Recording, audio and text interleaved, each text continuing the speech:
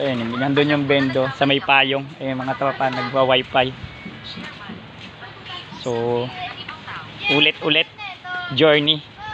Pakita ko lang, ayun yung bendo sa may kulay pula na yun. Ayun yung bendo. May kulay pulang tarpaulin. Hindi na ako lalapit kasi nasa video ko na yun nauna. So kami ay Tara Will, balik na tayo. Nasa yung susi. Tara. Tara Will. So yan sila. So ano daw, paano ba daw? So galing daw mga siguro ilang meters pa lang ako nakakalayo doon sa bendo. So kaya naman kami nagtagal. Gumagana yung wifi sa amin. Dalawa lang ni Will. Pero yung iba hindi nakaka-wifi. So yun. So ngayon, ayan, maraming bata dito. Solo nila yung compound. So yan.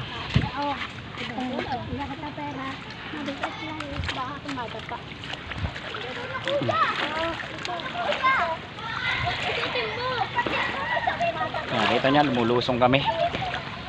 Diba? Kaya kumita ng pera. Oh. Ay si Rowell, oh. Nasa baha din. Oh. Diba?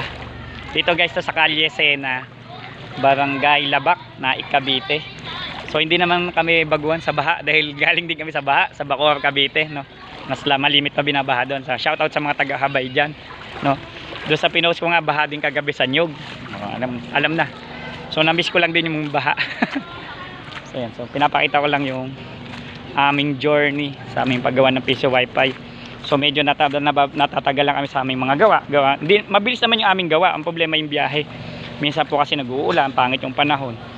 Hindi naman po namin sinasakripisyo yung buhay namin para lang gawin yung piso wifi. Lugi naman po kami doon. Mamaya mamatay kami sa biyahe. Sumimplang, mabangga, malunod.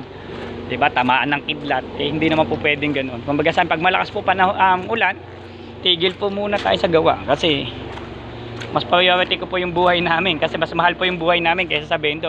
Lalahanin po natin. Pag kami po natigok, wala nang gagawa ng bendo nyo. Diba? So yun. So, okay na po yung piso wifi. So solve na.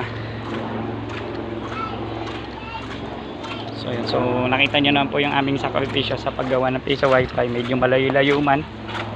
So, malayo din po ito sa amin. So halos malapit na po ito sa Ternate, Cavite. So ginawa na rin po natin para solve na. So may mga pabo pang kakaiba. Wow. Okay. Dito nyo mga pabo. Okay. And then dito na kami. Nandito na si Kap, yung kapitan. Bali, ano, nanay ng kapitan yung ng barangay ng Labak ng aming kliyente. So okay na. So nandito yung internet source. So more or less mga nasa 500 meters yung ano, naka fiber ano siya. Mediacon. So okay na po. Okay. Maraming salamat. Dito na kami. Salamat.